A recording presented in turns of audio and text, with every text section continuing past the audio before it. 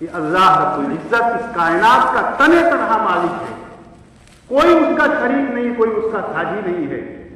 کہ جو میرے بھائیوں ہمیں اور آپ کو توحید کا عقیدہ ملا ہے، کہ توحید کا عقیدہ یہ ہماری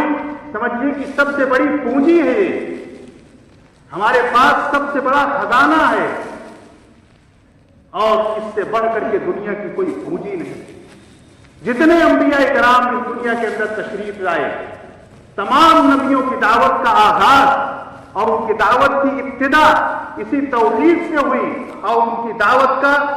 دعوت کی انتہا یہی توحید تھی۔ اسی توحید کے لیے انہوں نے اپنوں کو چھوڑا۔ حضور پاک صلی اللہ علیہ وسلم کی زندگی آپ دیکھیے، جب آپ نے مکے کے اندر یہ اعلان کیا توحید کا، اور آپ نے آواز حق لگائی لا الہ الا اللہ محمد الرسول اللہ، کہ اللہ کے سوا کوئی الہ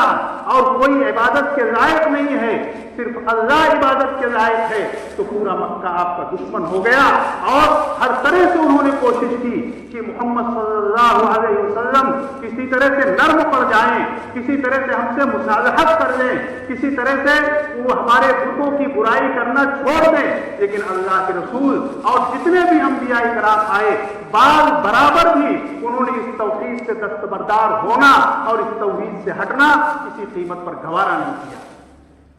چاہے ان کو اپنے ماں باپ کو چھوڑنا پڑا ہو، اپنے رشتے داروں کو چھوڑنا پڑا ہو، اپنے وطن اور اپنے خاندان کو چھوڑنا پڑا ہو، ساری چیزیں انہوں نے گوارا کی، لیکن عقیدے توحید کے اندر بال برابر فرق آ جائے، کسی نبی نے اور نبیوں کے ماننے والوں نے کسی قیمت پر اس کو گوارا نہیں کیا۔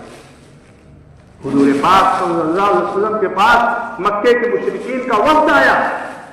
اور کہا کہ آپ ایک سال ہمارے بتوں کی عبادت کر لیجیے، معبودوں کی عبادت کر لیجیے، ایک سال ہم آپ کے معبود کی عبادت کریں گے۔ فوراً اللہ کی طرف سے حکم آیا قل یا ایھا الکافرون لا اعبد ما تعبدون، اے نبی آپ ڈنکے کی چوٹ پر اعلان کر دیجیے کہ میں تمہارے خداؤں کی عبادت نہیں کرتا ہوں اور نہیں کروں گا، اور نہ تم ہمارے خدا کی عبادت کرتے ہو اور نہ تم ہمارے خدا کی عبادت کرو گے۔ لکم دینکم ولی دین، تمہارا دین تمہارے لیے ہے، وہ شرک کا دین ہے، پرستی کا دین ہے، ظلمت و تاریکی کا دین ہے، اور ہمارا دین ہمارے لیے ہے جو دین حق ہے اور توحید کا دین ہے، ایک اللہ کو ماننے کا دین ہے، ہمارے اور تمہارے درمیان کوئی جوڑ نہیں ہے۔